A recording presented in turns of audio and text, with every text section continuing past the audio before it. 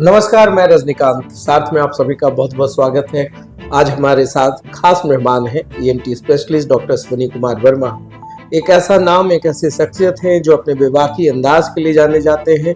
हर मुद्दों पर चिंतन करते हैं, चाहे वो मेडिकल साइंस की बात हो या सामाजिक। हर सोशल इश्यूज पे भी मुखर रहे। तमाम चीज़ों पर बात करेंगे, इनके संघर्ष की कहानी जानने की कोशिश करेंगे और यह जानने की कोशिश करेंगे कि क्या समाज में बड़ा बदलाव लाया जा सकता है। तो सबसे पहले सर, आपका बहुत बहुत स्वागत है साथ में। थैंक यू और रजनीश। सवाल वही है, डॉक्टर अश्विनी आज ईएनटी के सबसे बड़े नाम हैं, तो वो जो नाम हुआ उससे पहले का जो संघर्ष रहा है वो जरूर मेरे दर्शक जानना चाहेंगे कि इतना सफर तो आसान नहीं था। इसमें तो मैं यही कहना चाहूंगा कि मेहनत और ईमानदारी ही एकमात्र तरीका इस फील्ड में जिससे आप एक परमानेंट मुकाम पे पहुंच सकते हो। हमने कोई खास स्ट्रगल किया नहीं यहाँ पे, क्योंकि मैं जब यहाँ पे आया था बिहार शरीफ में तो ईएनटी सर्जन में मैं था और उस समय डॉक्टर दयानंद बाबू थे, अभी भी हैं सर, अब काम नहीं कर रहे हैं। और हमको कोई ज़्यादा दिक्कत हुई नहीं यहाँ पे, क्योंकि शुरू से पेशेंट मिलते चले गए, काम अच्छा जानते थे, काम सीखे थे, अच्छे इंस्टीट्यूशन से बीएचयू अकेडमी से हमने पढ़ाई किया, वहीं से हमने बीएस और एमएस दोनों किया। तो बीएचयू अपने आप में ही एक बड़ा नाम है, वहाँ पे एंट्री लेना उस समय बहुत मुश्किल काम था, टॉप इंस्टीट्यूशन में इंडिया का आता था। तो इंस्टीट्यूशन का तो बेनिफिट हमको जरूर मिला। और हमारे जो क्लिनिक का इनॉग्रेशन किए थे, हमारे हेड ऑफ डिपार्टमेंट थे, उन्होंने ये कहा था कि अश्विनी, तुम सबको ठीक तो नहीं कर सकते हो लेकिन सबको सही सलाह दे सकते हो। ये बात आज तक हमको याद है। और जो भी बच्चे मेरे साथ पास आते हैं ट्रेनिंग के लिए, उसको भी मैं यही बात बोलता हूँ कि भाई सही सलाह तो जरूर दो, है ना। वो तो हमसे ऑपरेशन कराए या ना कराए, हमको इसकी चिंता कभी नहीं रही। लेकिन मैं इलाज जो मैं जानता हूँ मैं बताता हूँ। मैं कभी नहीं किसी मरीज को फोर्स करता हूँ कि तुम मेरे पास ऑपरेशन कर, भाई आप यहाँ से खुश हैं तो आप यहाँ पे ऑपरेशन कराएं। गरीब आदमी है, सरकारी अस्पताल जाएं ना, बहुत पैसा, आप अमेरिका चले जाएं, दिल्ली चले जाएं, मुंबई चले जाएं, लेकिन आप इलाज इसका जो है आप करा ले, जो मेरे को जानकारी है। ईमानदारी मेरा कोशिश रहता है, ईमानदारीपूर्वक काम करूँ। जहाँ तक पैसा खर्च होने की बात है तो नेचुरली जैसे जैसे सिस्टम डेवलपमेंट में जैसे जैसे आगे बढ़ेगा, मरीज पे तो खर्च बढ़ेगा ही। अब हम ये सोचें यहाँ पे कि बिहार से मैं 100 रुपया ले करके फीस मैं मरीज देखूं, तो ये संभव ही नहीं। मैं सोचूं कि 15,000 रुपये में कान का ऑपरेशन कर दूं, 8,000 में कान का ऑपरेशन कर दूं, तो वो सब संभव नहीं है। क्योंकि एक बेसिक इंफ्रास्ट्रक्चर का जो लागत होता है वो बहुत बड़ी चीज़ है। और दुनिया में जितनी भी चीज़ें हैं आज के डेट में, ऑलमोस्ट अपने आप को मैं अपडेट रखता हूँ। टेक्नोलॉजी के मामले में कुछ दुनिया में अगर हो रही है, अगर कुछ नया चीज़ आएगा जो सचमुच डिफरेंस क्रिएट करेगा ट्रीटमेंट में, तो I will be the first person to purchase. ऐसा माना भी जाता है कि एशिया रीजन में आप जितने भी टेक्नोलॉजीज है उसमें सबसे आगे तो अपने आप को नहीं कहेंगे, लेकिन कोशिश करते हैं कि एट पार रहें जरूर, है ना। आगे तो नहीं हो सकते हैं क्योंकि उसके लिए पैसा भी तो होना चाहिए ना। और हमारा यहाँ पे जो पेशेंट का जो लेवल है, उनका जो आर्थिक स्थिति है, वो अफोर्ड ही नहीं कर सकते। उस लेवल का पेशेंट यहाँ पे अफोर्ड नहीं कर सकता। बड़ा सिंपल सा बात है वो। सर, बात है कि अब तो ईएनटी विभाग की बात आपने कही है, अभी सबसे ज्यादा जो शहर में या पूरे बिहार में हम देख रहे हैं, प्रेशर हॉर्न से सबसे ज्यादा इरिटेशन लोगों को हो रहा है। और प्रेशर हॉर्न एक ऐसी वजह बनती जा रही है कि लोग सबसे ज्यादा इससे जूझ रहे हैं। ये जो प्रेशर हॉर्न का जो बात है ना, ये तो हमारी बेसिक एजुकेशन से जुड़ा हुआ है ना। हमारा न्यूसेंस वैल्यू कितना है ये आपको सब जगह दिखाई पड़ेगा।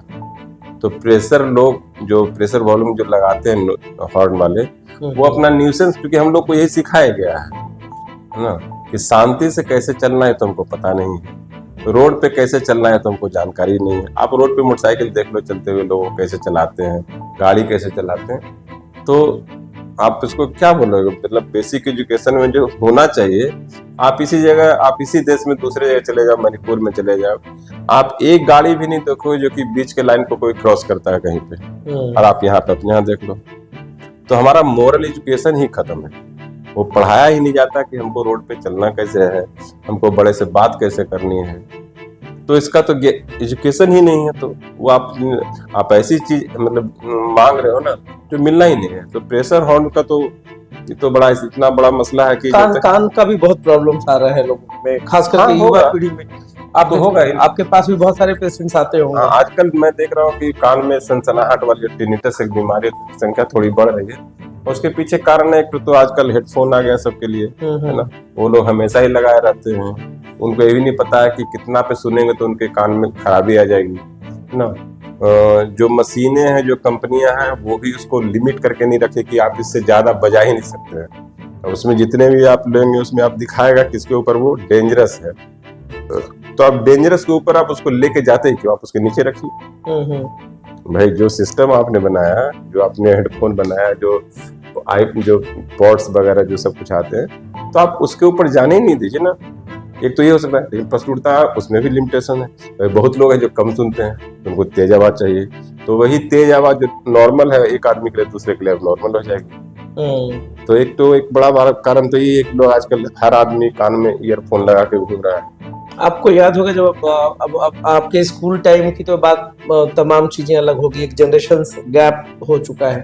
अब जो नई पीढ़ी है, जो आपकी पीढ़ियां रही, जो आपने पढ़ाई किया, जो आज के बच्चे कर रहे हैं, इन तमाम चीजों के बीच में मॉरल साइंस की क्लासेस खत्म हो गई, नैतिकता का पाठ स्कूलों में बंद हो गया। इसको आप किस रूप में देखते हैं, जो कि सामाजिक चिंतक भी आप हैं? वो चीज तो सबसे ज्यादा आप विदेशों की पढ़ाइयों में देखो तो आप सबसे पहले तो उनका मॉरल एजुकेशन है। बच्चे को कुछ नहीं आता है, दे आर नॉट इंटरेस्टेड कि उनका बच्चा 5 का पहाड़ा जानता है कि 50 का पहाड़ा जानता है, उनके बच्चे नहीं जानते हैं। लेकिन उनको ये पता है कि हमको रोड पे चलना कैसे है, बड़े को जगह देनी है ना।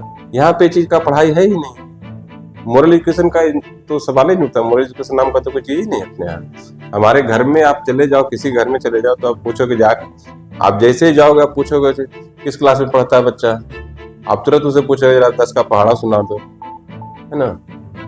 तो हमारा सोसाइटी ही ऐसा बना हुआ है। तो इसको जब तक अब ग्राउंड लेवल पे चेंजेज नहीं आएगा कि नहीं, आपको भाई बच्चे को पढ़ाना उड़ाना ही नहीं है, बेकार का बात पढ़ाना। कोई टेबल पढ़ा हुआ है, कोई 25 जिला का नाम जान रहा है, देश की राजधानी कहाँ, कौन कौन, ये सब चीजों का कोई मतलब बनता नहीं है। वो टाइम नहीं है। बच्चा मान लो 8 साल का बच्चा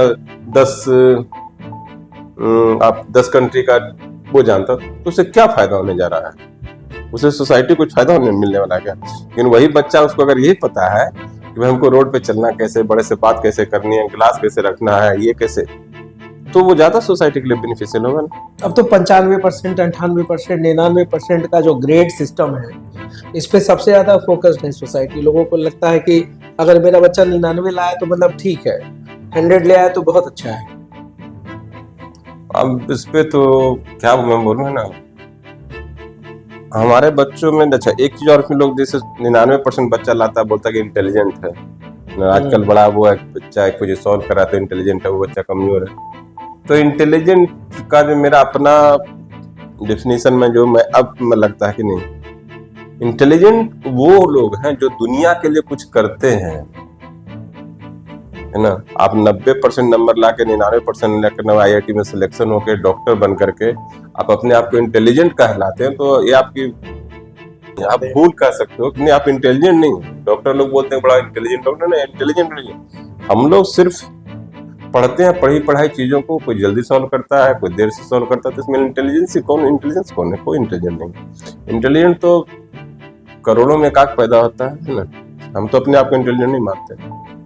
वो अच्छे फॉलोअर होते हैं, कुछ जल्दी सीखता है। इंटेलिजेंट तो वो है भाई जो कुछ बना दिया दुनिया के लिए, वो इंटेलिजेंट। बिहार की परिप्रेक्ष्य में अगर हम बात करें तो बिहार को आप किस बदलाव के रूप में देख रहे हैं?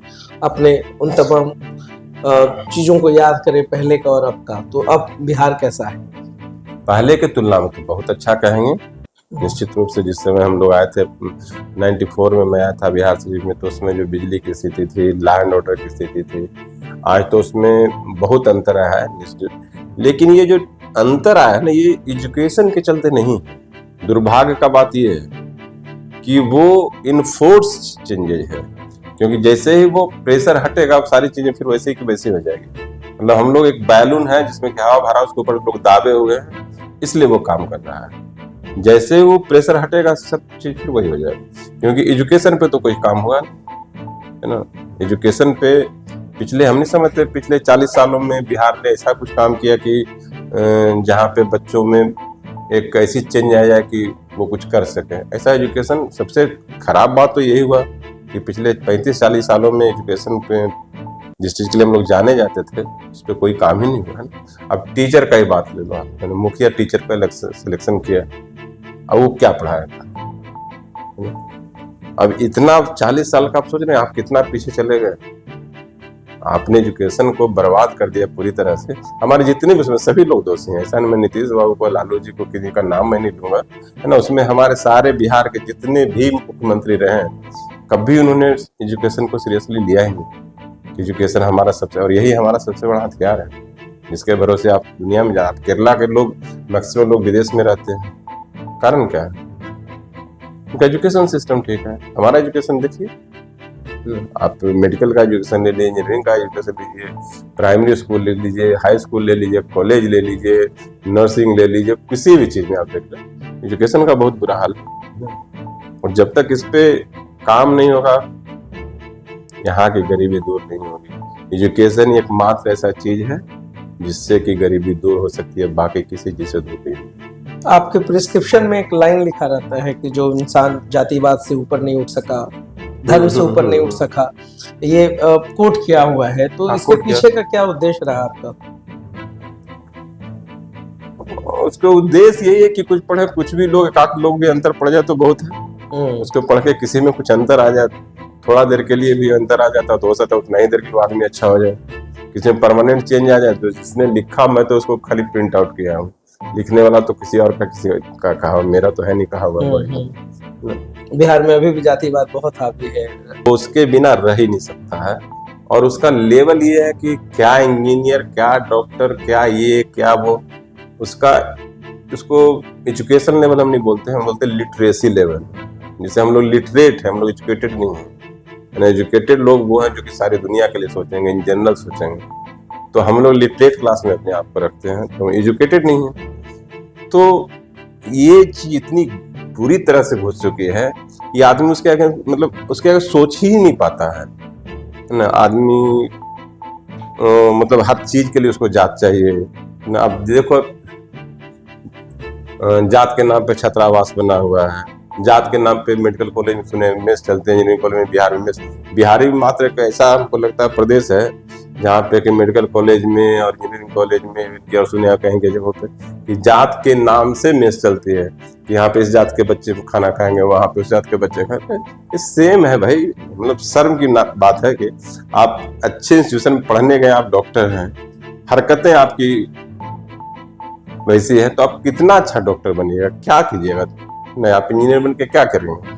आप में जो चीज होना चाहिए वो तो है ही नहीं, ह्यूमैनिटी तो आप में आई नहीं। अब आप एक जात के मेस में खाना खाइएगा तो आपको तो दूसरे जात के प्रति आप में नफरत की भावना तो अपने आप पैदा हो जाएगी ना। उसको इनकलकेट कहाँ करना, तो ऑलरेडी शुरुआत हो चुका है। पूरे बिहार में युवा एम्प्लॉयमेंट के लिए परेशान। एम्प्लॉयमेंट के लिए दुनिया में संभव नहीं है कि सबको जॉब दिया जा सके, है ना। जब तक आप में दम है, अगर आप में काम करने का दम है तो आप बेकार नहीं बैठ सकते हैं। एम्प्लॉयमेंट के लिए अवसर दीजिए, वातावरण बनाइए, एजुकेशन उस तरह से दीजिए, तभी मतलब एम्प्लॉयमेंट का समस्या सॉल्व होगा। समाज को एक संदेश जो अब तक आपने नहीं दिया है, या जो लगता है कि कैमरे के सामने आप दे सकते हैं, जिससे कुछ 1% भी सोच बदलने में वो कारगर हो। हमको तो लगता है कि देश पहले अंग्रेजों का गुलाम था, है ना। आजाद हुआ तो फिर वो पढ़े लिखे लोगों का गुलाम हुआ, एक पार्टी का गुलाम हुआ। अभी हम लोग नौकर शाहों के गुलाम है। हर आदमी जो पढ़ा लिखा है, स्पेशली जो ऑफिस में काम करने वाले लोग हैं, वो किसी भी जगह का कोई भी डिपार्टमेंट हो, सारे डिपार्टमेंट हो, वो बाकी लोगों को सेकंड क्लास सिटीजन से बदतर करते व्यवहार करते हैं। उनका कोई तक काम करने का, you don't want to work. Actually में तो एकदम एक क्रांति की जरूरत है, एकदम ही क्रांति की जरूरत है। जो काम हमारा नहीं है, जिसके लिए हम पैसा देना देते हैं, है ना, और पैसा भी दे रहे हैं, मेरा काम भी नहीं हो रहा है ना। आप दूसरे, आप जायज ही ढंग से पैसा ले रहे हैं। मान लिया हम बिजली बिल दे रहे हैं, ठीक ना। तो भाई बिजली की क्वालिटी तो होनी चाहिए ना।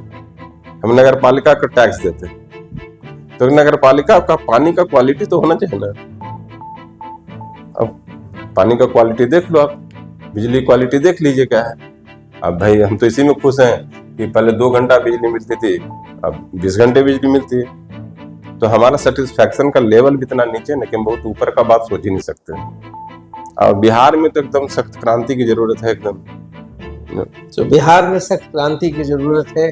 हर मुद्दों पर बेबाकी से अपनी बात को रखें। और डॉक्टर अश्विनी कुमार वर्मा ने जिन जिन मुद्दों को छुआ है वो तमाम हमारे समाज से जुड़े हुए, हमारी कहानी है, आम लोगों की कहानी, आम लोगों का दर्द है। सबसे पहले तो हम ये जरूर कहेंगे कि जो आपका संदेश है वो साथ के माध्यम से जन जन तक पहुंच जाए। और जितनी भी बातें आपने की है और साथ को आपने समय दिया उसके लिए आपका बहुत बहुत धन्यवाद। Thank you Rajni.